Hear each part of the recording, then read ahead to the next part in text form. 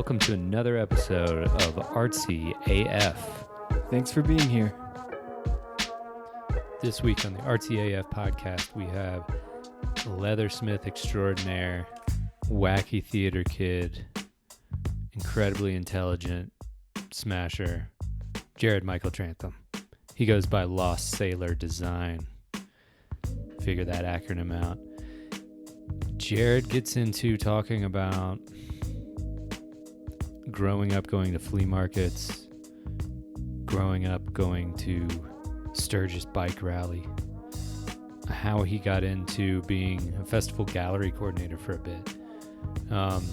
He talks a lot about what to do if you're having trouble selling your art, and just a lot of cool tips on the business side of things, how to be engaging, how to talk to people, not being afraid to talk to people. We have a couple goofy moments too, so hopefully it's what you've come to expect from us. Yes, Artsy AF, episode number 20, Lost Sailor Design.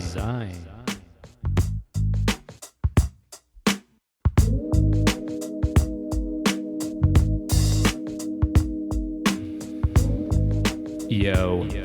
Hi. What's up, Jared? I'm Happy Bear. What's up? I'm glad you had me on the show. This is cool. Yeah. Thanks for being on, man. I'm glad you're here in snowy-ass Denver. Yeah, it was cool. I got a little bit of a delay on the way here. I was stuck in Vegas. I won $100 and then I lost it all. Oh. Oh, well. It's kind of how it's supposed to work. I'm not really a gambler. You put it all on black? Or No. There's a bunch of cool slots with lots of flashy machines, and, you know, they did it on purpose probably because they knew I was weak. Well, hell yeah, man. Yeah, Jared Michael Trantham. The whole name. Yeah. You make leather. I do. It's a lot of fun. I'm wearing one of your belts right now, actually. You better be. Yeah. You came up to me at Electric Forest a couple years ago, and you noticed that I had like some weird cloth belt on, and you said, "This simply won't do. This will not do." And you ran and you got me a belt. And so nice. I don't know if I ever got to thank you for that. So I'd like to do that now. You gave me a tapestry to say thank you. I think we just did a trade. Oh, yeah. Yeah. So Okay. And it's adorning my studio because I work in a basement and it looks like a dungeon down there. So bright artwork on the wall is definitely a plus. Yeah. Yeah.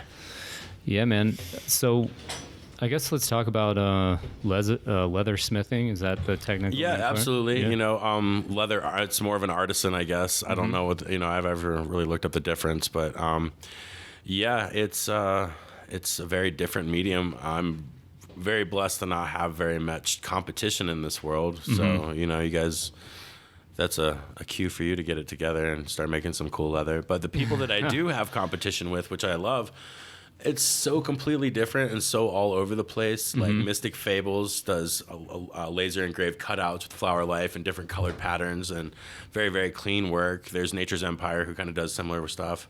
Gatos Montez does like the hand lacing and the stone work and stuff like that. And, nobody's doing all the color work and the stamping like I do, and it's refreshing to know that like I'm one of the only people doing it, and it's weird. You know what I mean? There's so many people painting. There's so many people doing wire wraps and jewelry and stuff like that. And there's, nobody's doing leather. It's all those cool. All those people you just mentioned, are they kind of part of the like festival Yeah, circuit? you can see them mostly at music festivals. They tour all over the place. They're my favorites. You know what I mean? Yeah. Like there's lots of leather artists out there. For sure. A lot of my favorites are from Russia and Japan. Oh, cool. Korea. Yeah. Yeah, there's this new blue sky leather. She's like really lightly burned leather, and then she paints over top of it. It looks like comic book stuff. It's gorgeous. Nice. Yeah. So how do you paint on leather? So there's acrylic paints that you can actually dye. I use leather dye. I use alcohol-based leather dye. There's water-based, which is very mundane, kind of muted colors that are very earthy, and they just don't saturate the way that I like my colorful, bold stuff. I mean, I grew up in a motorcycle shop where everything was black and had skulls or roses on it or flames or something like that, or it was black with red flames, woo, which is cool, but or the Western Sheridan style where you've got that floral, like, flower pattern with all of the vines, which is very psychedelic in its own realm, but it's been done for 180 years. And it's like, I've never personally done one of those pieces. Because that's not what my kids like. You know what I mean? I like to do what the kids like. Yeah. And, it's fun to see how different things will translate on my, I couldn't just carve anything like I couldn't carve your work. It's too deep. It wouldn't ever translate well. Just simple like line Simple drawings. line work is great. Okay. Making, there's ways to make it 3D, but, it kind of just works that way anyway when you carve it. But there's actual indention tools and stuff like that where you can mold like a skull face and, actually make the cheekbones and all the little indentions and stuff. And it's cool to get deep and make it 3D and like actually have your relief standing out like that. Right, yeah. Yeah, I didn't know that so much went into it. Well, when your leather's wet, it's almost like clay. It's very malleable. It's very formable. Like making a leather mask, all you got to do is get it wet and form it and let it dry. And I've seen some crazy mask work too. We've done a few. My apprentice, Jenna, she does really awesome mask work. If you go back to last year's New Year's Eve around that area on my Instagram, Lost Sailor Leather, you can see all of her work. It's really vibrant. And I gave her boxes of scraps and told her to just get fucking weird with it. And she got fucking weird with it. It's really cool. I was very impressed. Yeah. That's Lost Sailor Leather, everyone. Yeah. Instagram. Shameless plug. Yeah. Plug away, man. Yep, absolutely. My Facebook group on Facebook is called Lost Sailor Leather as well. And I'm super active on there. I'm always giving stuff away and doing auctions and engaging with people. I love my people. They let me come to Denver and do podcasts, and this is wallet and belt money that I flew out here with, so I'm super grateful for that. And I love that my stuff's functional. You can't strap a painting to your back and go into a restaurant and start talking about it, but if you whip your wallet out and somebody sees it, it strikes up so many conversations. And how many times have you left your house and then had to go back because you forgot your wallet? You know what I mean? Oh, your entire life's in there. You know what I mean? All the things that you needed to buy or to use to buy are in there. So for sure, it's cool. Yeah, it's nice to be able to wear some art every now and then. Yep. I mean, you can. Well, how much art can you get? You got jewelry, you got a hat, you got T-shirts. Maybe some cool pants, and realistically, a belt and a wallet is. I feel like there's this. I don't know. What do you call it? There's these things that you have to wear if you go to a festival. You have to have grassroots hat with a bunch of pins. You got to have your third eye pine cone. You gotta, John's got his hat on. John Gay's in the back painting right now. Hey, Johnny. Hi. Say hi, John. Hi. How's everybody doing? No, he's got the indie hat on. Enjoys Lost Sailor Designs podcast today. Yeah. I'm sure they will. Yeah, good stuff. Yeah, I love this boy. Well, let's talk about your journey a little bit, because these are always interesting stories, I think. How long... Should we start at the beginning? I mean, how long have you been in this world? So I'm a fourth generation leathersmith. I grew up in a motorcycle leather shop, and I've been to Sturgis and Daytona and did all that crazy biker stuff like I was talking about. Brother. And so I went to Bonnaroo in 2003. And dude, I was there. Yeah. That was my first festival. That was my first festival, too. Crazy. Fist bump. Boom. Dude. And...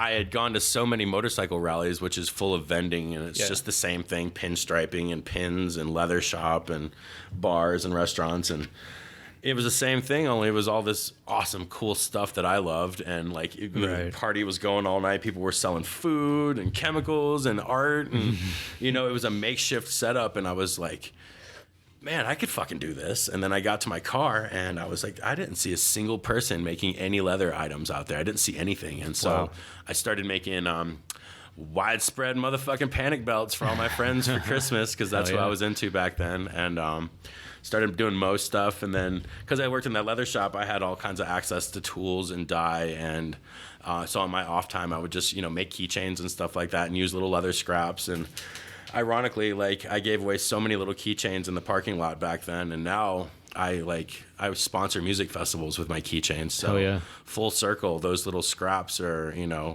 were the start, but they're still like the most important thing in my life. They actually pay my bills, which I'm super grateful for. Right. Yeah. And I just ran around parking lots selling leather and making stuff for a 3-night run or for, Perpetual Groove. I did a lot of Mo, and then Sound Tribe really boosted my career. I worked with Conscious Alliance and used to give a lot of stuff to donations for them for the Sound Tribe runs. And then Tawny at Grassroots gave me a nice little leg up, and we did like 350 hat bills on the bottom, so that got my name out there. And then Nice, man. I was working in Jacksonville and lost my job and kind of had to throw all of my Christmas money that I made on orders into my business, and I went to Gem and Jam.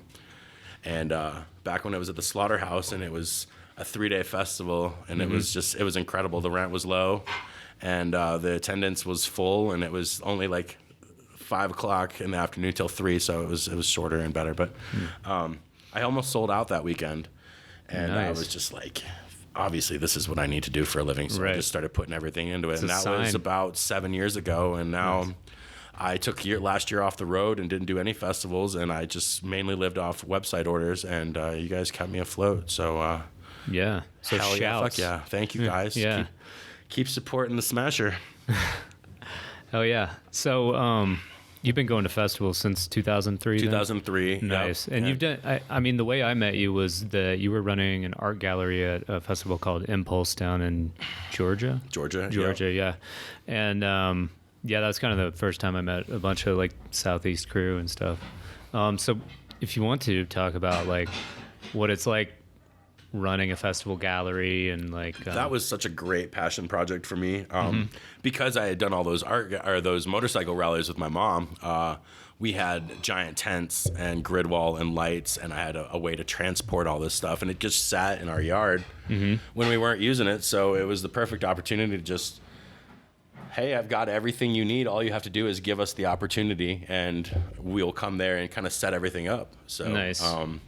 We did that, and I did maybe like 15 or 18 festivals in 5 or 6 years. Wow. Did a lot of them at the Spirit of the Swanee, which is one of my favorite places on earth. Hell yeah. Shouts. And I love that place. Halloween.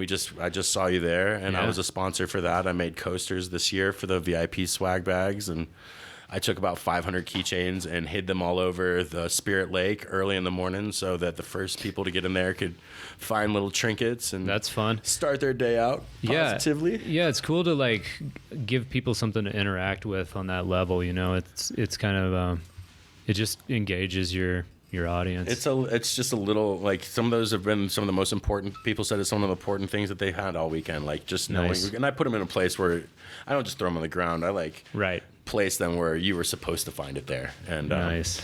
So the art galleries were great. They, just like any festivals, I'm sure that I never got the budget that was supposed to nobody really got any kind of per diem to travel. Sure. All we were given is space and tickets. Half the time we didn't get fed. Mm-hmm. And, your festival says music and arts on it, and then, you treat artists like secondhand citizens for the most part. And I mean, I get it. You have to save money everywhere, but, they're just as part of the entertainment and the ambiance as the music, in my opinion. Totally. It's almost, you almost can't have a music festival anymore without an arts program. It's almost two are hand in hand. Yeah. I mean, well, yeah, you're definitely preaching to the choir here. Yeah, and Halloween, I appreciate how much energy goes into their art program. I'm sure. We got to shout out Anya and Steven Teller right now. Steven Teller, yeah. That's somebody I'm unbelievably proud of. He was in my gallery the first time, just like you. I got him his first mural gig at 1904 in Jacksonville. Jason Honeycutt, another great patrons of the arts. He's gotten Chris Dyer to come down there and paint for him, and they do an open painting and during art walks down there. But now he's doing 8-story buildings in Chicago, and he's just blowing it up. And so, big shouts for just keep doing what you're doing, and eventually, it'll pan out. You know what I mean? Yeah. Yeah. So you've been doing leather for pretty much all your life. Yeah. For fun for about 17 years for my art, but I've been doing it since I was 6 years old. Wow. So your family, it was like a family business? Yeah, me and my mom. My mom lost her job and was really not very Didn't know what she was going to do. She kind of lost her job for holistic reasons. John's cooking dinner, so That's he's all got to good. feed the dogs. So that's what it sounds. Sounds good. awesome back there. Yeah. Can you guys smell that? It smells really good too. It's like Can you noodles smell and what eggs. John is cooking? It's actually dog food. He's taking care of Corey's On our animals. podcast, Yep. you for can letting actually us do this, smell. Corey. Oh, yeah. And he went to go visit his family out in I think Asheville. and I let think me- we've probably done like 20 shout outs so far. shout out to the shout outs. Yeah. I mean, So what were we talking about? Oh yeah, so there wasn't that much money that was involved with that, which is never, I know that somebody tried to charge you 40% on your gallery, and I don't know if that was just because it was such a long trip, or if they were trying to dissuade you from putting your artwork in the gallery. But all I know is that I never ever charged a percentage for anybody to be in my gallery. But that was a personal thing, and I wasn't trying to do it as a career. And I obviously Right. realized that people have to do that. This was a passion project for me. I just wanted to get your art friends. out there. Yeah. I had the opportunity. It was a way for me to go and party and have fun. I mean, if you know me, I was quite the shit show back in the day, and it was a glorious shit show. But it was good. But yeah, definitely. I lost my job being the art coordinator at the Swanee for mooning the police more than one time. That's Okay. a great story. You want to hear that one? Yeah, That's a good one. Let's jump right into this story. We'll All keep right. a pin. We want to keep a pin with where you and your mom were doing leather. But let's Okay, jump great. into this Yeah, story. we did jump back that. And I can edit stuff in. good call. Too. Yeah. So I was art coordinator at Purple Hatters Ball, which is a festival that's very near and dear to my heart. Sure. And for 5 years, we kind of flew under the radar. If you know about the Swanee, they've got their police and undercovers there. So for the first 4 or 5 years, we didn't, it was a benefit show. It wasn't billed as a festival. And so we kind of got away with murder, and it was wonderful. It was wide open. It was beautiful. We had a great time. Nobody got in trouble. Nobody did anything stupid. And Emily Kell made these little pieces of cloth the year before out of tank top material. She just made a tube tops with her art printed on it. Then I got wasty and wore one and put Funk This pasties on and was flashing people all weekend. So I felt like I had to step it up the next year, I guess. And there was a police presence there this year, and they didn't arrest anybody all day long for 2 days. And so they saw me, one of them saw me moon the people in the gallery, and he grabbed me by the throat and threw me on the ground and said there was children now, and how disrespectful I was. And then there's all these girls walking around topless and with their boobs painted too. So I'm just like, okay, whatever, hypocritical. And I went back to camp and kind of got my shit back together a little bit and stopped pouting. And Andy Reid was spinning a secret set, or what do you call that? Silent disco set. I went backstage and hung out with them, and somebody was like, dude, I heard you got accosted by the police. I'm like, yeah, for doing this. And I mooned him really quick. And one of the cops just walked across the dance floor and tapped me on the shoulder. He's like, let's go. And he took me to jail. And I got public intoxication. Thank God I'm not a registered sex offender.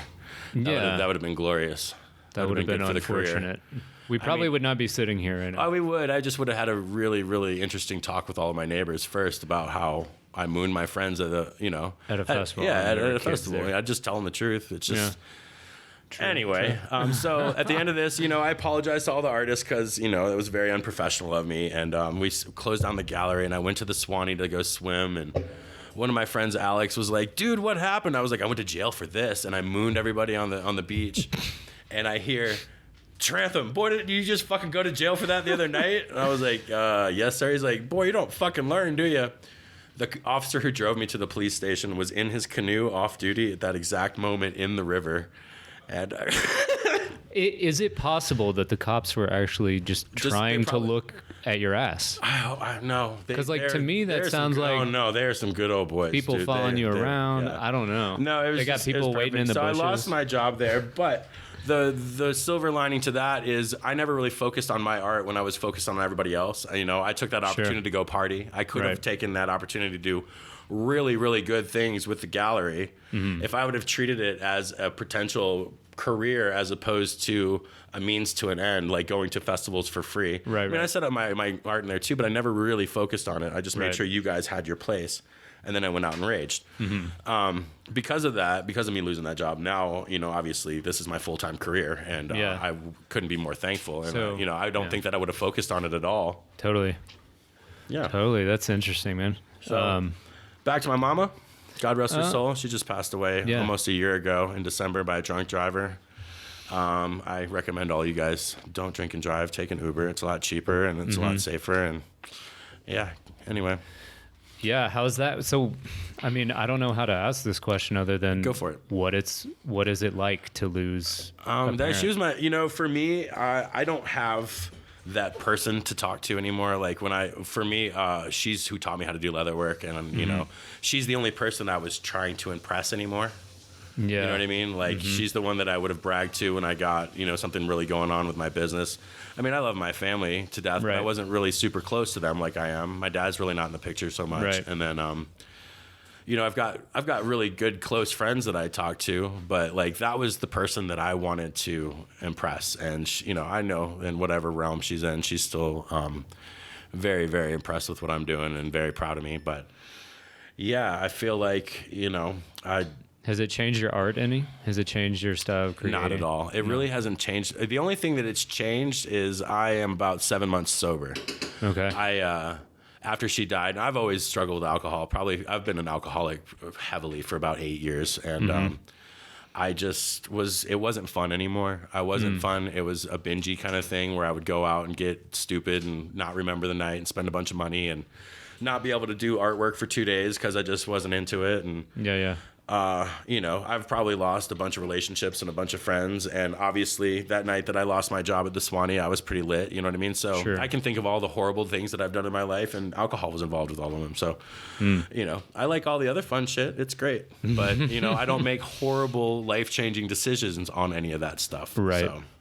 Yeah, I think we all have a substance or two that might just be like an Achilles heel for our well-being, It's so easy. It's so socially acceptable to be a shit show on alcohol because it's legal. You know what I mean? So totally. But yeah, for me, I needed to make a better change and a difference, and it was kind of to honor her as well. And it's been nothing but good things ever since. You know what I mean? I can't honestly give you a negative.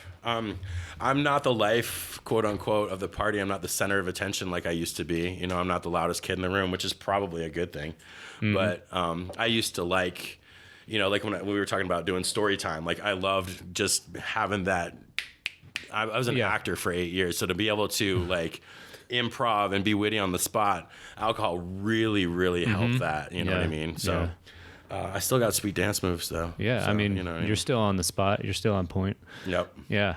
But yeah, it's been good, and I encourage anybody who has been thinking about it, just do it. You can still have a blast. In my 20s, my friends probably would have said, you're fine, you can do it. Now that I'm in my 30s, I have gotten nothing but support from every single person in my life. Like not a single person is like, you know what I mean? I haven't lost anybody. Right. You know what I mean? Right, totally. And if I did, fuck them. Yeah, they're probably these bitches dealing with their own alcoholism. Of course. You know what I mean? And like, it's not like that. And I'm not, I know that it's hard for a lot of people to be around alcohol after they've done. I'm not struggling at all to do that, which I'm unbelievably grateful that I can still go out and be around everybody and not be triggered by that. And hell yeah.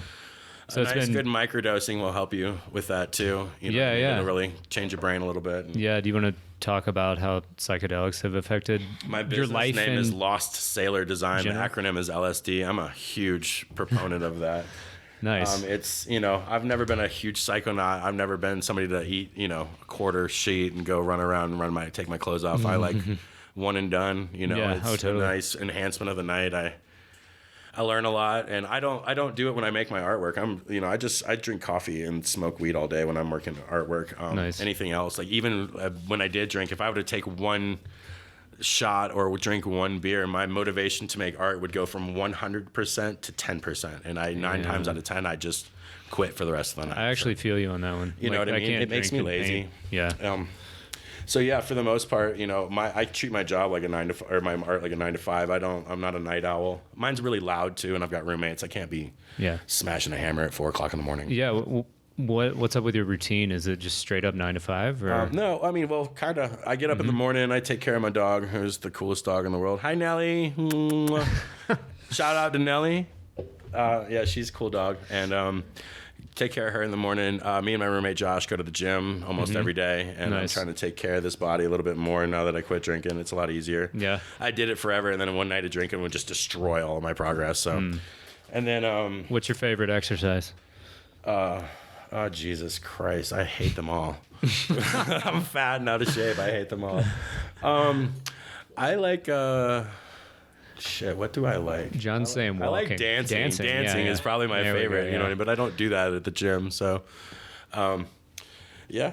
And then make a decent breakfast, and then I jump in the studio and do all my emails at about 8:39 in the morning. And then Oh, nice. So you up early. Usually, yeah. Usually I'm getting old. I get up at like 7 in the morning because I have to take a piss, and then I can't go right to sleep. My body tells me what to fucking do.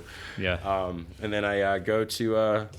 Sometimes I take a nap in the middle of the day, like That's the 3 move. hours, and That's the move, from man. like 2 to 5 or from like 3 to 6, and then I get up and take care of the dog again, and then usually work till 10 or 11, and then veg out on some TV for the rest of the night and sleep, and then rinse, repeat. And if there's a show involved, we might go to the gym a little bit later the next day, or sometimes we'll skip it altogether. It depends on how late the night was, but.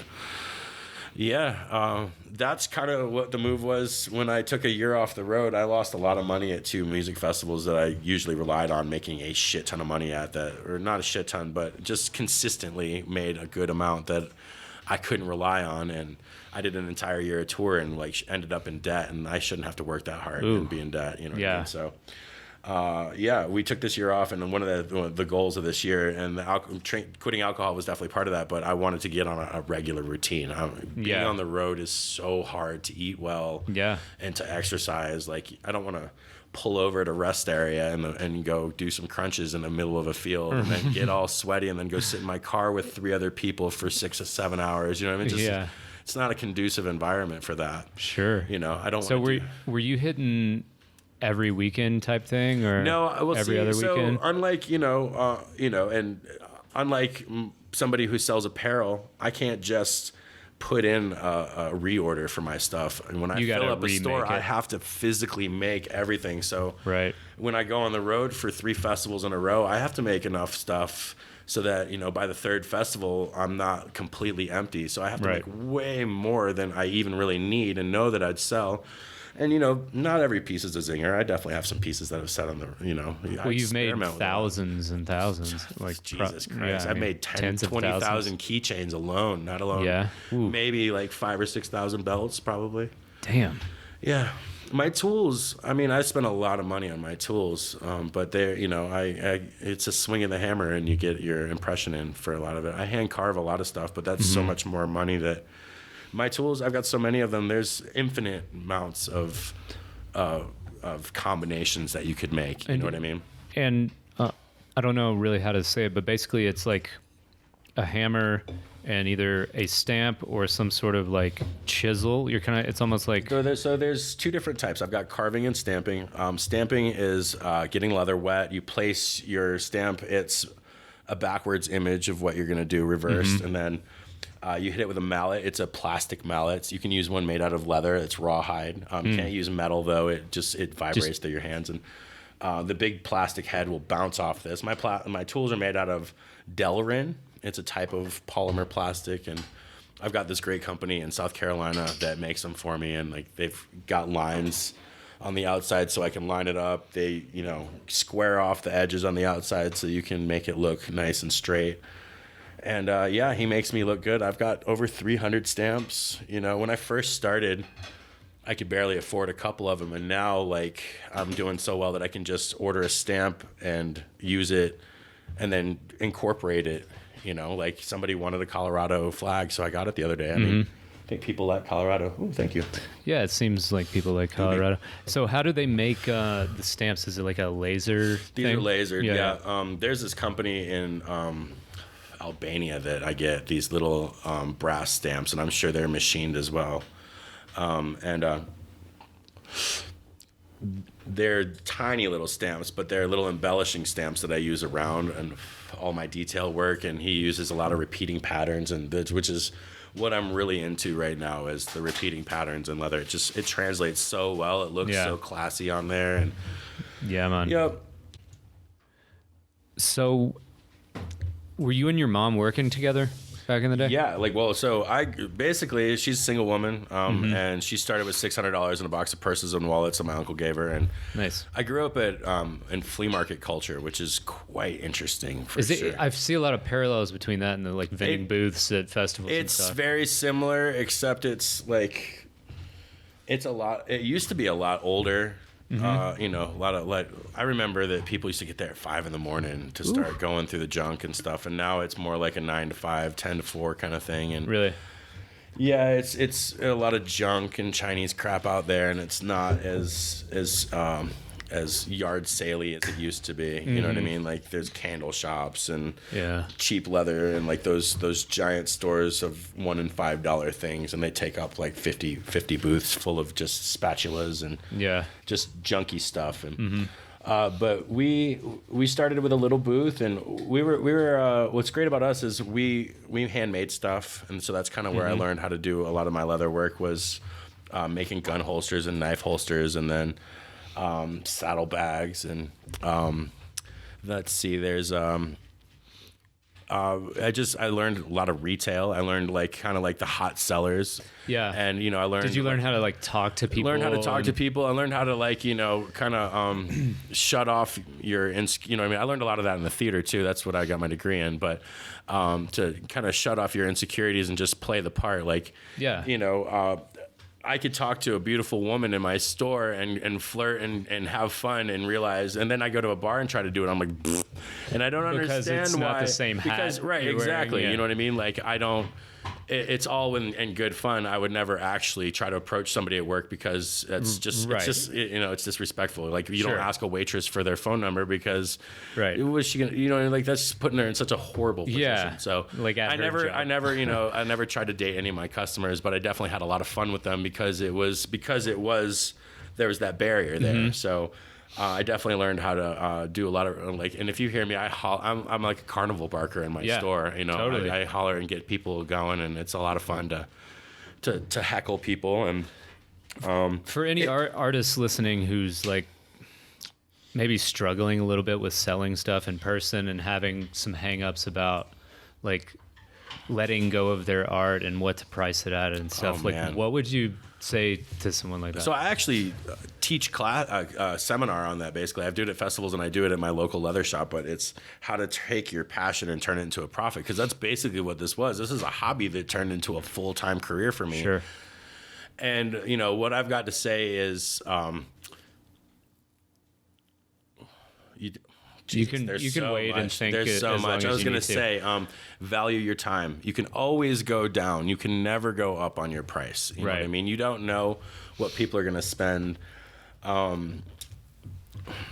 I find that if you're going to be an artist and you want to do it full time, instead of trying to do it in the gallery settings, to actually have your own booth, that kind of intimate setting really focuses people when there's so much to look at in a gallery. And people are, you know, somebody will ask me, did you paint all these? I'm like, there's Right. 16 artists in here. You don't want to be rude, but the classic question. you know what I mean? Wow, how long did it take you to paint There are all these? many. Like I realize that, you know, you just don't know, and it's cute and it's naive, but like, Sure. you know, when it's that overwhelming, you don't know where to start. You can't pinpoint. When you go to one place, right. like I've even shared booth space and realized that I lose a lot of sales because they'll see that, they'll buy that, and then they don't even realize that there's another artist. And if this transaction is finished, I'm going to turn around and walk out. Totally. You know what I mean? So, Yeah, totally. Totally. let's see what else. Use your artwork, apply to every festival. You know what I mean? The answer is always no. If you don't, the answer is If you always don't no apply. if you don't apply. Excuse me, let me finish that statement. The answer is always no. You're Jared always going to actually runs suffer. all There's the no festivals. cake. There's no birthday. Nothing like that.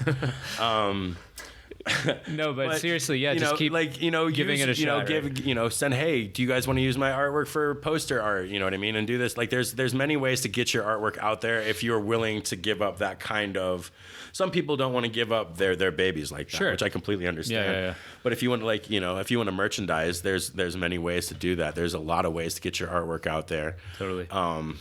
And there's so many channels on social media. Like if you're not using social media to your advantage every single day, look at people like Aaron Brooks and Chris Dyer, who are always doing Instagram stuff. They're always doing live art. They're always doing auctions and stuff like that. And they're always engaging with their people. You know, most of my artist friends are very introverted people and don't like to talk. I'd say that's kind John of a... Gay is very, very much like that. Don't you know what I mean? Like, and some people get overwhelmed by crowds and they do their best work when they're alone at home. And there's some people that like Christopher Morphus, who wants to be on stage painting, and he's a showman and he gets into it, and it's awesome to watch. Hell yeah. So there's so many different varieties. You got to figure out what you want to do.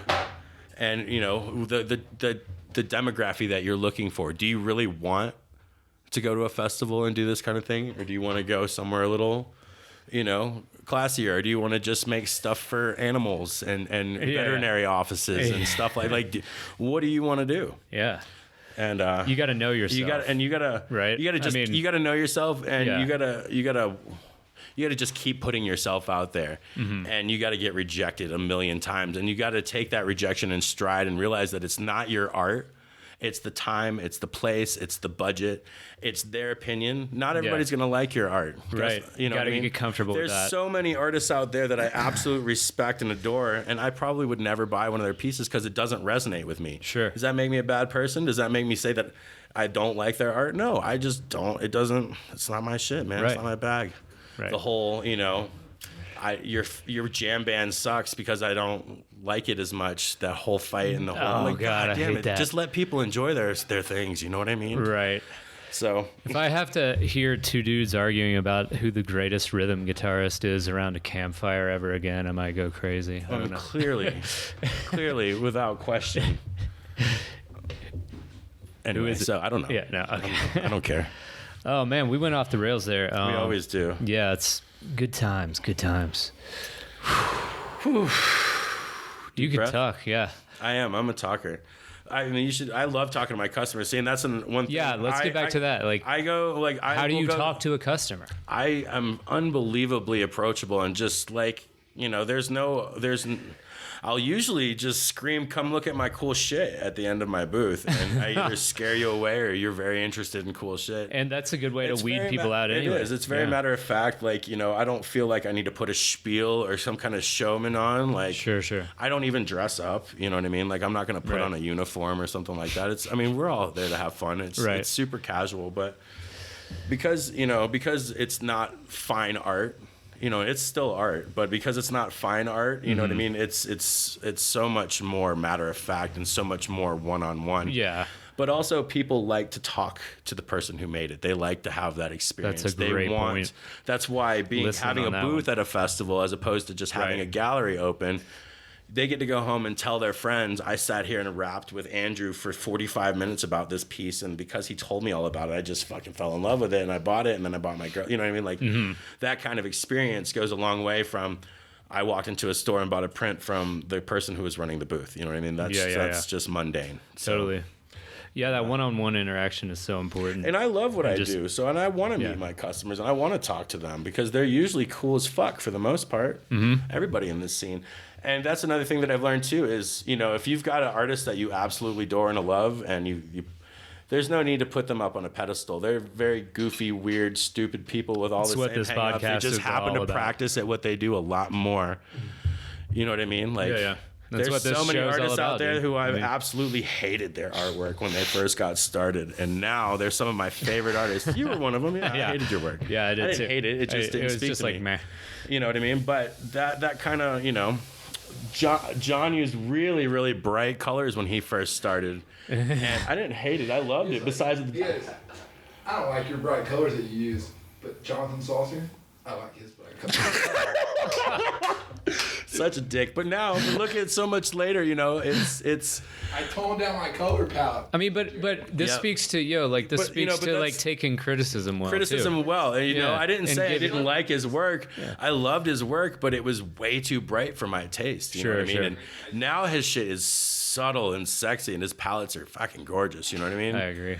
And so his depth's getting fire. Yours is too. Like you, thanks, buddy. I mean, I could talk leaps and bounds about 150 to 500 artists who've just gone from, who've gone from, you know, like just being little snot-nosed kids running around selling prints and pins to like, oh, I have this entire clothing company and I'm, you know, doing my own thing, and like, you know, it's refreshing. I don't think that there's another scene out there quite like ours that takes you can fans climb the ladder and molds them into something, whether you're working backstage or running lights or you know, starting a grilled cheese store, point, you know what I mean? Like, or like, you know, somebody who made stupid pins is now making the official pins for these festivals. And that's what's refreshing too, is how inviting this scene is. They are welcoming to this kind of thing as opposed to like shutting it down. Exactly. And you know, and I'm not involved in the other scenes as much, but I don't see punk rock kids making their own T-shirts and selling them in the parking lots. You know what I mean? Oh yeah. Well, they might be. I don't know. I haven't been to a punk show since I was like 15 or something. So I went to, I think I was like 29, and I had a Grateful Dead shirt and flip flops, and I went to a Warped Tour and totally got in the pit and got my fucking feet stomped on. It was great. Did you make any friends? Always. Yeah. Hell yeah. I'm a diplomat. I can go anywhere. Yeah. I'm a big fuzzy bear. Everybody wants to talk to me. Hell yeah. So wait, who'd you mosh pit to? Bouncing Souls. Don't even know who they are. They're punk band from New Jersey. They're fun. They're a lot of fun. Did you see Tool this year? I did not. Yeah, I haven't. I missed. You know, they took so damn long to get their album out. I kind of forgot they existed, and now I'm just a fucking basshead. And like, I listened to the new album, and I was like, yeah, it sounds like Tool. You know, I'm sure I'm going to get a lot of flack for that, but they're unbelievably talented. Tell Jared what you think about that. Yeah, it's an unbelievably talented band, but like they took way too long to put an album out, and it's good. It's whatever. Yeah. Okay. Cool. I mean, I'm not. I'd and love again, to go see like that's the thing. Even a band like Tool, not everybody's gonna love your stuff. No. Not everyone, but like you want to go deep. You don't want to go wide. Yeah. With your stuff, just like. And pick that lane and dive as deep as you fucking can. And the weirdos who are like you are gonna love your shit. Yeah, absolutely. Yeah.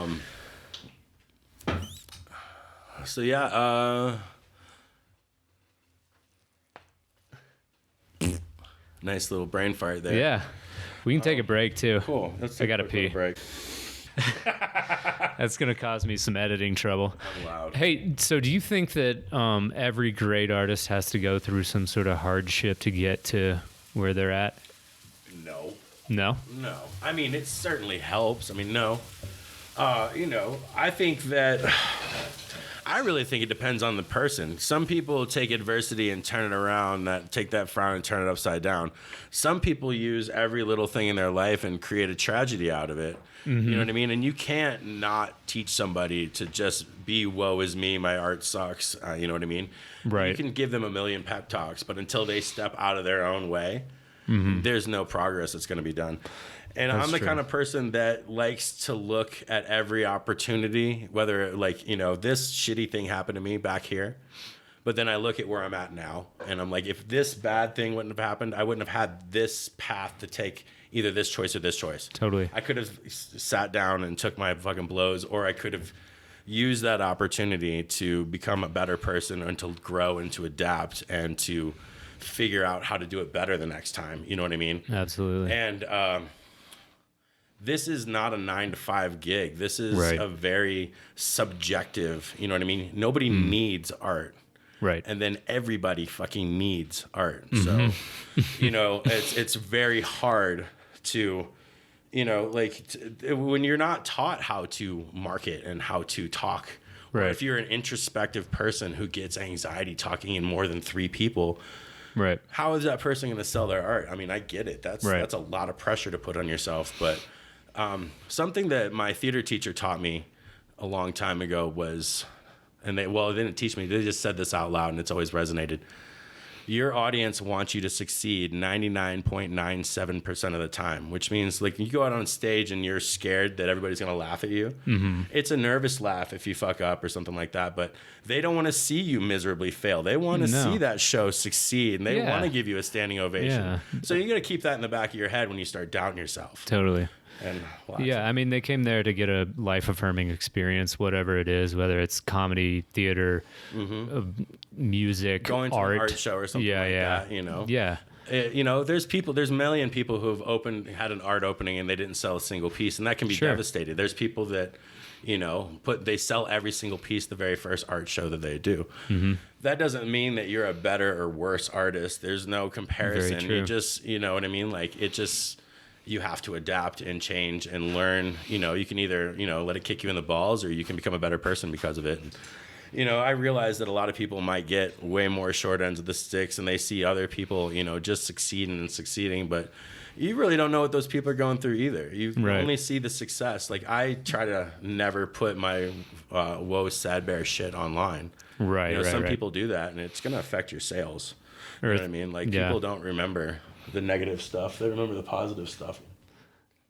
I think that what that is I guess just resilience of character. Whoa. Or you're just put into a situation where you have to change something about your personality, maybe a flaw, maybe a shortcoming, maybe something you're doing too much, and just like adjust to what reality is giving you feedback about. Yeah, I mean,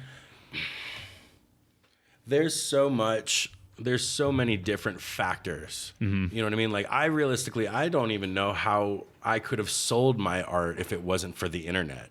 Right. And it's Same. such an incredible tool.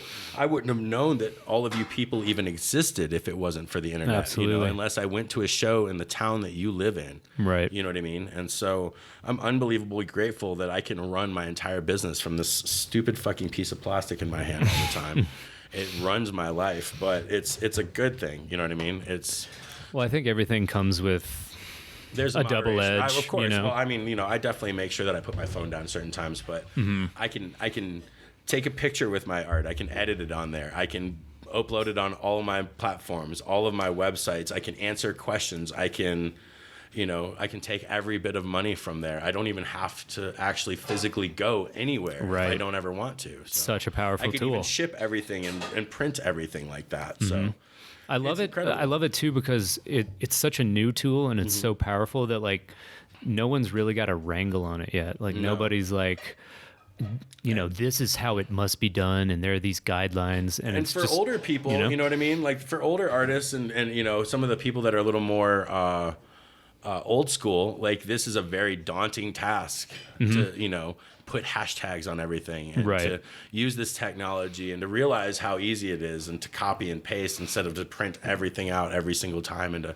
to be methodical about it and set alarms and to that was definitely a big learning curve for me to like be like, oh, I gotta post now. If you don't, I have to go make posts. I set alarms and I copy and paste and of course, you put the you same take pictures breaks up there. sometimes too. Well, I haven't posted anything all day. You know what I mean? But I'm on vacation too. Sure. Yeah, you got to give yourself that time. So, how do you balance things about your life, like being social versus being introverted? Altered state of mind versus like clear state of mind. I'm pretty much, just a pothead for the most part. I smoke all the time. I work in my studio alone. I'd say that's a clear state of mind, though. Yeah, absolutely. For some people, not everyone. I would say that 90% of the time, now I need a good excuse. I microdose sometimes in the studio if I have a lot to do and I don't want to take a nap in the middle of the day. Or if I'm just feeling blue or a little lethargic or something like that, it always helps. But I have to make sure that I grew up in a family business where we had to make money. It was imperative all the time. And, so I get this mind frame that I don't have time to eat right. I don't have time to take my dog to the park because I have to get this stuff done.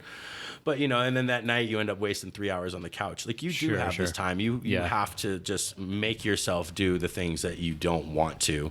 At the time you say. And because like going to the gym, I fucking hate going. But afterwards, my brain function is a million times better. Dude. And it's so much better day when I do that.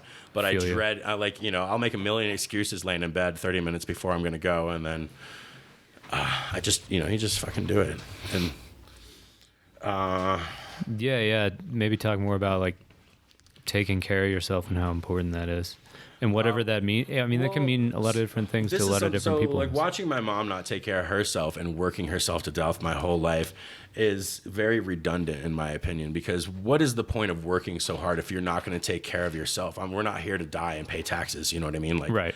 Have some fun, go see that music, go travel abroad. Exactly. You know what I mean? Get the fuck out of this country and go see how they do. Go see how third world countries live and you know, like experience that kind of joy when you have nothing and right. you just enjoy life. That is something that's very, very fun for me to like. It's inspiring to see people that have nothing just truly love what they have and see how absolutely fucking spoiled rotten we are here.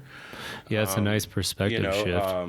Just go get outside. You know what I mean? I work outside all the time, or indoors outside, and I live in Portland too, so we don't get a lot of sunshine. So when I do get sunny days, I make sure I put everything down. We go to the dog park and hang out for 2 or 3 hours. Nice. I can still look at my phone and do shit there too, but you know, we bring some music and we play with the ball and like, you know, we make sure that we take care of ourselves because I mean, who else is going to do it? You know right. what I mean? Like, eat good, you know, you can afford to eat better. You know, if you can go to the bar and have 10 beers in a weekend, you can afford to eat better groceries. You know what I mean? Like there are little things. If you can get a $6 coffee, you can do right. all the things. You can justify buying the right stuff right. and doing the right things for your body. And it's taken me 37 years to figure this out. You know what I mean? I was raised by a Southern woman who fucking made, you know, broccoli with cheese on it. You know what I mean? Like sure, we didn't eat healthy. She fed me well and we ate properly, but it wasn't, you know, she wasn't taught right. We ate a lot of processed stuff and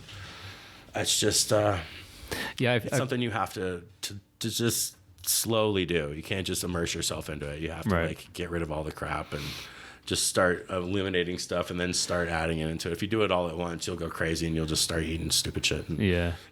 Man, the more I do it and the further along I get with like, you know, being a painter or whatever, I'm realizing that like success is based just as much on the things you do outside of your art and how you do them.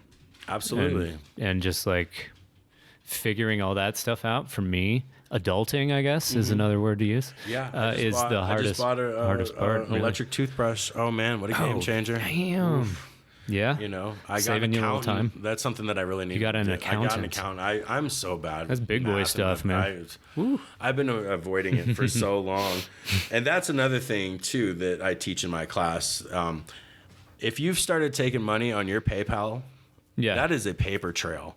Yep. What a lot of artists realize is they're scared to start their LLC and to start a business and to just run it because they think that they're going to have to pay a shitload of money in taxes and stuff like that. But if you realize that your hotels and food and trips to these festivals and this festival is a write-off and that your painting supplies and your shipping is a write-off and a percentage of your rent in your house because of your studio space is a write-off, the government will realize that you haven't made shit and they'll leave you alone. But if you don't tell them, you got to at least talk to them and go, this paper is, you know, I'm not making enough. Most artists don't make enough to do that. But if you do make enough, start paying your taxes because that shit will bite you in the ass if you don't start taking care of that. And that's something I have been doing for the past like 4 years. That's something I can tell people is to stay on top of their paperwork. For real though, guys, like it's one day, maybe two of like going through all your saved receipts, your bank account, online info, your PayPal info. You can take pictures on your phone. And TurboTax or whatever will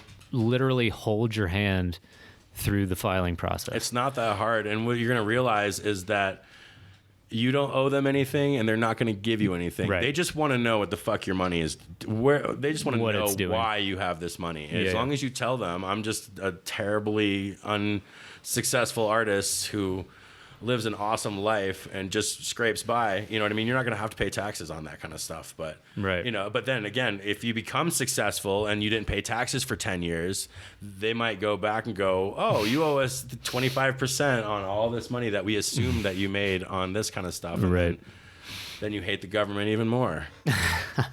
And that's just, you know, running a business with my mom. I watched her, you know, we would go to Sturgis and they would actually make you pay your sales tax 4 different times in the 10 days you were there. Well, so many people probably set up and then ran off and never came back. And, they raise their taxes 1 penny just for the weekend, and they probably make an extra $1 million with all those bikers that come there, maybe even more. You know what I mean? Wow. But, it's a good business strategy, absolutely, I guess. I mean, but I'm sure it does all kinds of fun stuff for infrastructure and all that jazz. And there's nothing out there in South Dakota, so I'm sure that really that money goes a long way. And, What's Sturgis like? Sturgis is like a motorcycle. Like bikers and hippies are essentially the same, except we eat way better drugs and listen to way better music, and we're way less violent. That's really the only difference.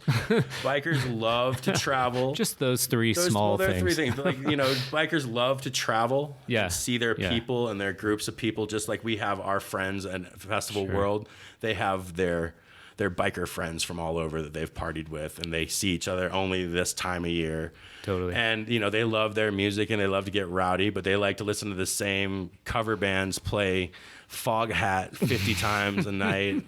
Not that I've heard that 50 times a night in my entire life, but it gets really old. But they love it. You know what I mean? And they're drunk and they've got pretty women and they're jealous and they fight a lot. But you don't really see that very often. You know what I mean? You guys are a lot more. You don't see the fights like actual fights. You don't hear. You just hear like about it. Like fist fights. It's in the bars and stuff like that. Yeah, And it's somebody gets too rowdy or whatever. But you just don't hear about that at our festivals. And then it's kind of the same vending world. The vendors are all friends, just like we are. All the people that make art and travel, we're all friends. Same thing with the vending world. And in the biker world, they're all do the same thing. You know what I mean? They're kind of, what do you call that? They just commiserate together and kind of talk about the positives and negatives and what shows were good and all that jazz. It's like their second family, exactly, kind of vibe. Exactly, and that's an interesting similarity. And they love their life, and it's an alternative lifestyle. They love their whole world. It revolves around their motorcycle, just like our whole world revolves around music and art. You know what I mean? So. It's a whole lifestyle identity. It's pretty cool. They're a lot ruder and cheaper and less patient sometimes, but I'm also, I'm also exaggerating a giant group of people. Like, it's hard to ever generalize. Like anyway. 95% of those people were a fucking hoot, and we had so much fun in the store. And I would actually play some of my music, and every now and then somebody would be like, "Yo, who's this? What's up with and this?" I would. This is back in the day when CDs were burned. Do you guys remember that? And I would make a couple CDs of every, and I would give out a couple of them. Nice. I don't even own a CD player. Yeah, I don't either. It's crazy how that lane of technology just went. My computer doesn't even have one. Like I update everything off the computer. It's crazy, and off the internet. Yeah, I'm gonna run into something soon where I need to get a new photographer, or convince him to stop putting my files on discs. Oh, you yeah. know what I mean? Oh, like yeah, I have stacks of discs. I mean, they're all on my computer at this point. Yeah, I guess you could put them on a flash drive or on a. Sure, but why don't you give him a flash drive? Yeah, initiate. I should be like, hey man, I know you're 70 years Welcome. old. Oh, is he that old? He's the shit though. All right, dude. well then shut up. All right. $20 no. I'll probably have a lot of people hitting me up about with too photographer. is taking really decent pictures. I've been using pieces of pottery by Clay Hicks lately to put my stuff in there and kind of juxtapose my leather and oh yeah, I've noticed that. Yeah. And because I've always struggled with just a black box or trying to put something in the background, and if I put it out in the sunshine, you get a really horrible glare on the shiny leather. So that's something that I've always struggled with, and my website is slowly going to start, weeding out shitty pictures for better pictures, and it's a process. Well, move out here, man. I'll hook you up with my homie. Yeah, he's my homie. We're in his house right now. No, I mean, photography. Oh yeah, I really do want to move out here. I just hate the weather so much. I'm wearing shorts right now. In protest or like? Just because I don't own pants. Oh. Yeah, I have a pair of pants with me, and I will wear them when I go out at night. But nice. It's never less than 45 degrees in Portland. So really, I wear long socks and shorts and a hoodie, and I'm pretty. I mean, I'm going for a hike or something like that. I dress up, but like for the most part, I'm like running from the Uber to the venue or to the restaurant, and like I don't have to spend any time outside. So you got real warm legs, I guess. I run warm. Yeah, they're beefy. What do you think the diameter is on those puppies? Jesus, like at least they're 22 inches, bro. Well, so I had another question for you. Oh, so if someone wants to learn, I don't know, how to sell their art, like what do you think mind-wise, psychology-wise, do they have to change, or should they get better at? Well, so they're gonna have to make it accessible. So, you know, the trend now is accessories. You know what I mean? Making your art functionable. You know, or functional on functionable things, like so t-shirts, yoga mats, stuff like that, where you can take a beautiful $3,500 piece of artwork that most kids can't afford and be able to make it accessible in your everyday life. True. That's realistically where it's at. And a lot of those companies, you know, you can go online and you give them your images and you approve it, and then they will print one off for you. You don't have to buy a bunch of inventory. I forget what some of those companies are, but I know that my buddy Brian Bernard, like, he doesn't have any t-shirts. He just, you know, uploads some images, and if you want to order one, they will drop ship that extra like large Society t-shirt. 6 or something. Something like that. I don't know. Because I have to hand make everything. I don't outsource. Yeah, but there's companies that do that. There are also companies that'll make like one bidet cover. Oh, dude. You know what I mean? Instead of having to order 100 blankets. Yeah. Duvet, excuse me. Duvet cover. Sorry, they don't make toilet covers. Yeah, duvet cover. Or okay, that's the next lane, dude. Yeah, absolutely. I mean, that's that $1 million idea. Yeah, toilet, you know, like toilet covers. Maybe like so many. Just printing mats, straight onto maybe, porcelain. You know, like the toothbrush holders and that matches the soap holder. I mean, you which matches can do the mugs. toilet. You know, there are mugs out there being made. So if you can do mugs, you can do toothbrush holders. To, you know, get your stuff out there. Get a website. You know, They make websites so easily that you can do it yourself. It takes a lot of work to kind of like learn the basics of it, but once you kind of get used to it and realize that you can duplicate and not have to put in all that information every time, and it connects to all of your social media, it's pretty easy. Like I use Shopify, and that's pretty nice. Same. Shout out Corey Pons for the website design. Corey helped me with my website last night. He's been helping a lot of artists with his. I know he did Blazes, he did Run and Monet's, he did Steven or John Salters. Yeah. So and then he's Chris Dyer's manager, and he does all of his merchandising, and he helps find companies to print that stuff. So he's probably a good person if you ever want to talk to about getting a website made and or getting merchandise made. He's a good kid, and I'm sure he could use the business too. Yeah, hopefully you guys flood. That's Corey, Ponz Pons. Yeah, Corey Pons, Cody Paws.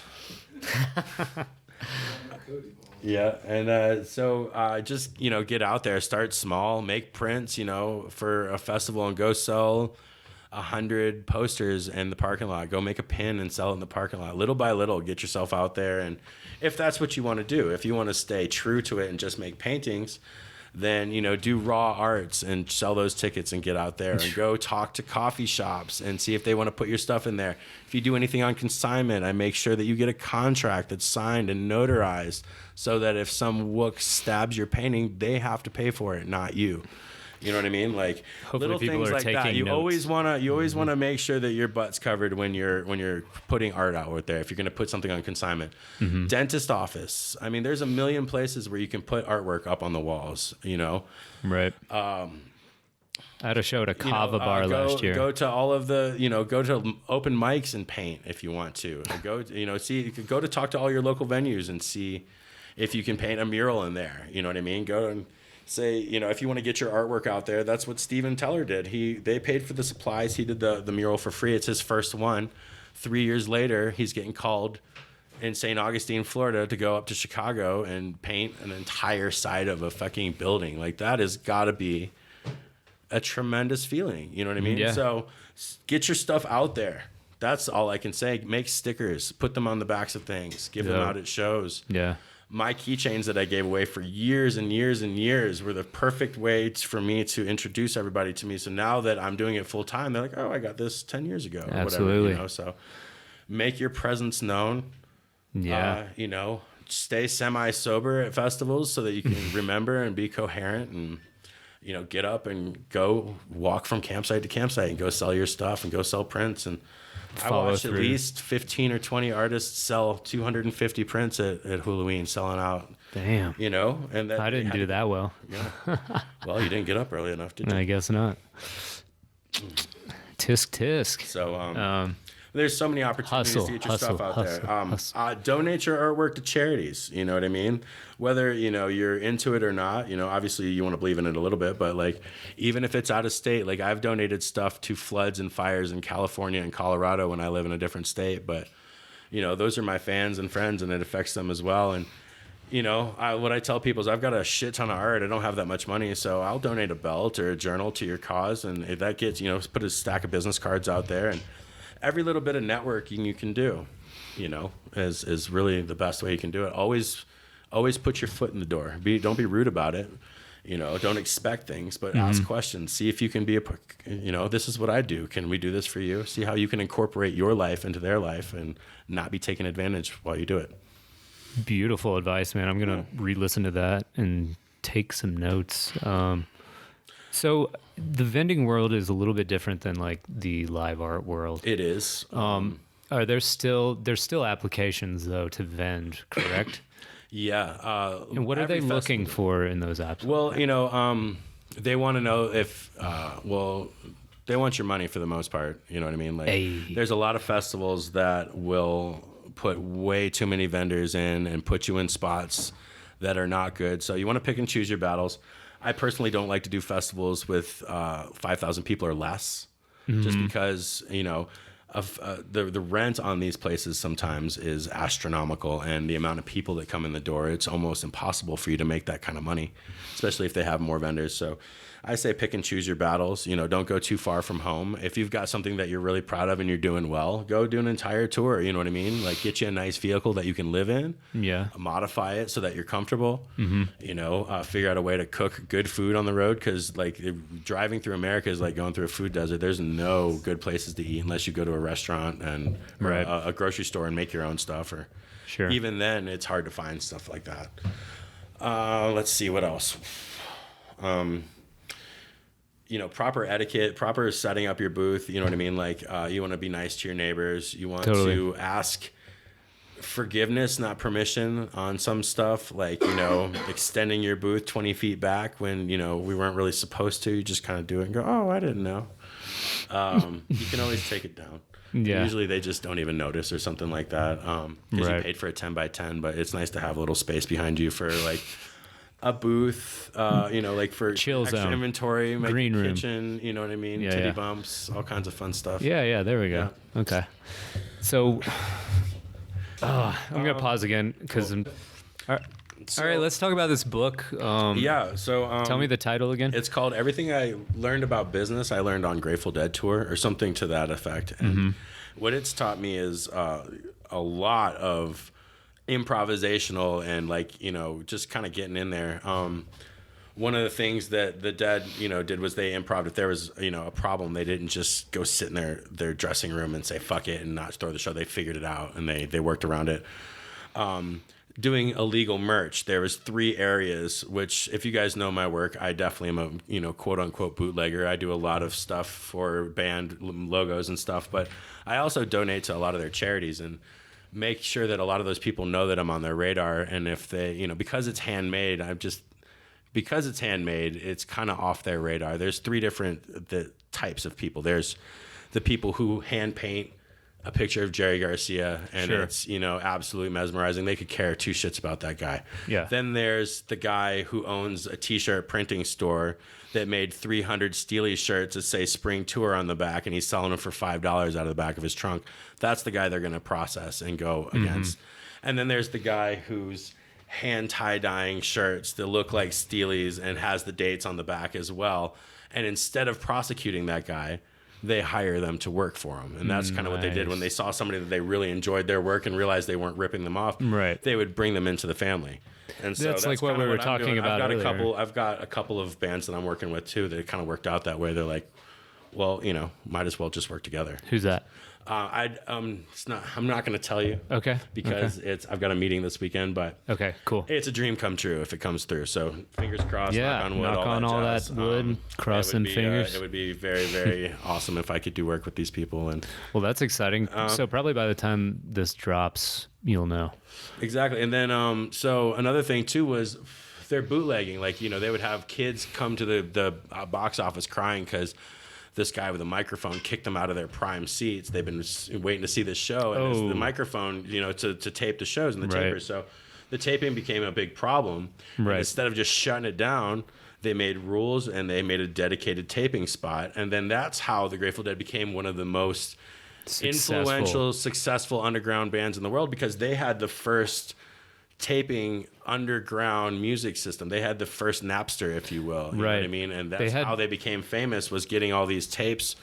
They never had, 2 hits on the radio? Right. And they're one of the most popular bands in the entire world and one of the most highest grossing. And it's because of that. Instead of saying no, no, no and shutting it down, they incorporated this trend into the behavior of their, you know what I mean? Their band. And that's just how they became legends by, instead of saying no, they tried to figure out how to work it in there. Right. So. It's almost like their fans took care of the distribution for them. Absolutely. At a time when distribution was at a, it's free now. Right. And back then, just high prices and just the only time you ever heard is like you could go out and buy their record, or you could go see them live, or if you heard them on the radio, you could probably make a tape. You know what I mean? Sure. And back then, you probably held a tape recorder up to the radio and recorded it, so it was terrible quality. Right. But to start this mailing campaign where everybody's like, I have these shows, shows, and then you see these epic boxes of tapes from the back in the day, and they're so obsolete, but they're also like this treasure trove of like memories. And it's such a cool trend. It really is. To they were the first viral trend in the world, pretty much. So it's very inspiring, and it's very it's something that has helped me with my business. You know what I mean? And there's a couple other things in there too that's really good. It's a very short book, and they kind of concise everything that the chapters were in the end, and try to Gotcha. It's kind of like business for dummies almost. And Cool. It was very, very well written and very easy to go through, and very informative for as easy as it was. For that point you just said right there, I feel like that might be called "Don't be afraid to give some things away for free." Absolutely. At this point, I gave 500 keychains away at Halloween. You know what I mean? Even if you just asked me for one, I would give you one. My Instagram's on the back. I ask people to take a little picture.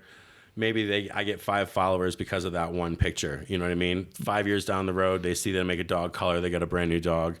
You know what I mean? Every little bit, Exactly. What is that? The butterfly effect kind of thing. Totally. So every little step that you do for promotion, get 100,000 stickers and give them all away at a show. You know what I mean? And have your Instagram on the back, or give them out and say, hey, I'm running a contest.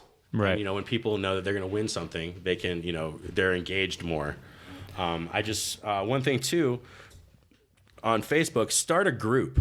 This is something that I've definitely noticed is you have your regular art page on there, and they regulate it. They ask you to promote, they ask you to pay a fee, and then they limit who sees your posts. Sure. In a group, it's a public forum where people talk, so they cannot really limit who sees that.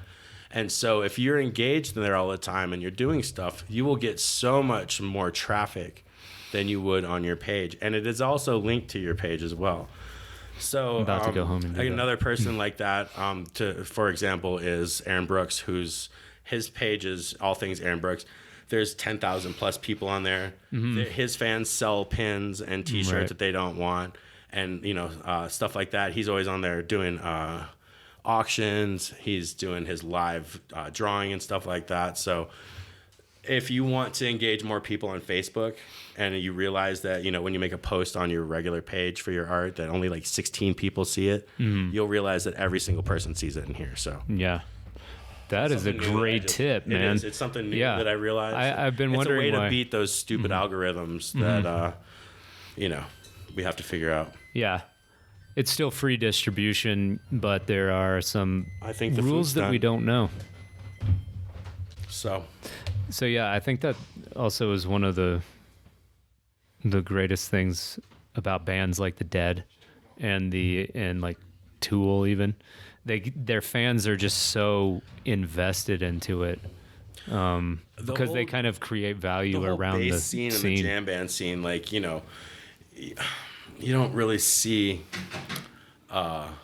people going on Bob Seger tour. You know what I mean? You don't really see people going on. No. But you know, like people will go see Tipper in every single city imaginable, and they will buy as much merchandise based around that. And that fanaticism is actually kind of what fueled my artwork, and then it expanded upon that because being somebody who is, you know, I feel like I was almost conditioned for this life because I was in the motorcycle world. And so I learned what was the hot trends and what sells and how to sell and how to display and all these things. So by the time it was time for me to do my artwork, I had all of this training to do. And then so it almost like, you know, these are 60-foot booths that I used to do. Now I'm setting up a 10 by 10. It's easy. I can do it all by myself. That's rad. So... which I don't. I always have somebody there to help me. It's always nice to have company, but I have done it before, and like so to take all of that knowledge and to concise it into what I do has been very fortunate. I'm very grateful for the life that I had because it's come in handy. It really has. Mm-hmm. Yeah, it's important to be grateful too. I'm very grateful. I'm very humbled. I never in a million years thought this would be my career. It started out as a hobby. Like it was just literally a way to like, you know, kind of survive at festivals and not spend all of my money. And then I've gotten 6 orders on my website today alone. And, nice. You know what I mean? I appreciate the hell out of that. So you guys are fucking awesome. Hell yeah. Well, let's maybe wrap it up. All right. We're about an hour and 15 in. That's nice. Hey, I've been talking a lot of shit. Unless there's some more you want to talk about. Well, too. let's see. Just a couple of projects I'm working on. Shane Moss. He's a comedian. He's kind of like the psychedelic comedian. He's so much more than that. He does science talks. He does a science and psychedelic podcast that he's been doing for 5 years. Wow. He does an entire tour based on psychedelics. He's about to do an entire tour on ayahuasca. Nice. And he's got a woman with her, and her name has slipped my mind. But she's wrote this book called Talking with Plants, and he's enamored with it. And so we've made these ayahuasca keychains. And he sells my merch at his shows, and he's actually getting me to make a journal for a really, really famous comedian, which I'm super pumped about, and that's going to be a lot of fun. Yeah, I don't want to ruin the surprise because it's probably for Christmas, but hell yeah. I'm also I sponsor local cannabis companies. I make keychains and lighter cases for them to give away as swag, and sponsoring the Oregon Growers Cup. So I make them a bunch of keychains for those people. I got to set up, and then I made a bunch of extra keychains so I can go get a bunch of samples and just get glorious amounts of THC products. And it's cool to be able to sponsoring is really where it's at for me right now. I got to go to Halloween for, you know, next to nothing, and I sold tickets and traded artwork for that and got my artwork in all the little swag bags, and then that gives me the opportunity to have some fun, do some promotion and stuff like that, but also I get to teach classes too. I like to teach mask making workshops and mandala making workshops and stuff like that. And that's always a lot of fun. I love giving back like that for sure. Oh yeah, man. And also look out for some Artsy AF keychains. Yeah, I'm going to start sponsoring this. So he's going to have to do that shameless plug at the beginning of his podcast. Oh yeah. Yeah. That's the deal. Well, yeah. I need you to use your my broadcasting your voice. Like, the best leather money can buy. Some Lost Sailor leather. Lost Sailor leather. Yeah, something like that. You'll have to teach me how to carnival I'm going to bark. start doing Shane's as well. I'm going to start making keychains for his podcast. And he actually, on his last podcast, gave me a really awesome shout out. And I didn't even know he was going to do that, which is cool. Fuck yeah, man. Yeah. Yeah, so Shane Moss or Moss? Mauss. Yeah. So he does a podcast, and he's doing this psychedelics and science comedy tour where he brings out 2 scientists who are working on really cool shit, and they get to talk and kind of joke around. And it's a little more interactive. It's a little more rounded than just your typical comedy show, and it's involved in. I appreciate that about him. That's very cool. It's very stepping outside of your normal comfort zone, and he's not a scientist. He's just interested in this stuff, and so he wanted to incorporate into his act. And I'm all about it, and I appreciate that I get to go along on this journey too. It's cool. And there are so many hilarious moments when you're tripping. Oh, absolutely. Yeah, so many, too many. Like, in fact, like at music festivals, I think my favorite times was hanging out in campsites after all the music and just coming down and laughing hysterically over the stupidest shit that's happened all day. Like, those truly are my favorite moments at festivals. Very cathartic. Yeah, like I think, And the important. music's great, but I really love the connections and the people and the family that I've grown with over the years. Like, and to watch you guys go from just setting up in the gallery, and not knowing what's going on, to painting on the sides of buildings, or being the art coordinator for music festivals and creating the mural maze, Anya, and let's see who else. Like, just every it seems at every festival, the art is getting better and better, and it seems like they're realizing they have to allot some money for these people because it's worth it. Yeah, things are changing in that regard, and that's pretty nice. Yeah, it'd be like we get some green room access every now and then, right? But like, yeah, free mates. Just give us free mates, and we'll shut up, okay? Absolutely. Yeah.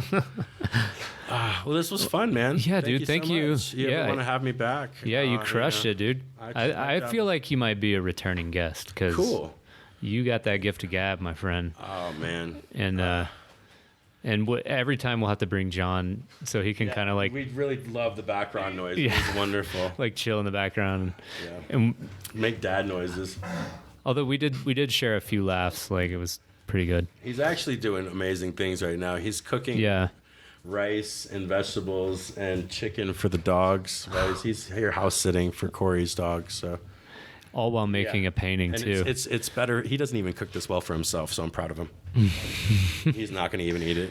He's going to have a pot pie and a cigarette. Well, soon enough we'll have video so that you guys can see all the action. Yeah, no doubt. Yeah, eventually we're going to have the live stream with I'll hammer leather in the background. It'll be very annoying. There we go. Cool. Well, thank you so much, I love dude. You, buddy. Lost Sailor Leather. Proud of you. And I'm doing a Black Friday sale. I don't know if this will probably be out in time. Go for it. But no, it won't. No, it won't. Tell you what. Sorry. We'll do I'll do a code ArtsyAF 20%, and we'll do that all of the month of December. Sweet. You can get 20% off of anything that you order on my website. And dope, dude. Cool. Good luck, guys. Yeah, thank you. Go buy Art World. Keep making cool shit. Peace, y'all. Much love.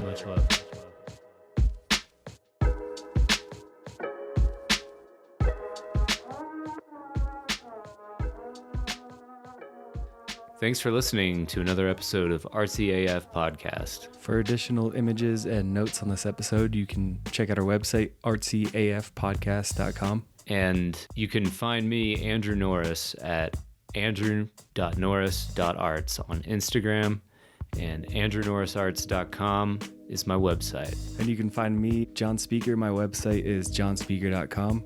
On Instagram, I'm at John Speaker, and on Facebook, John Speaker Art. Thanks again for listening. Peace. Thank you.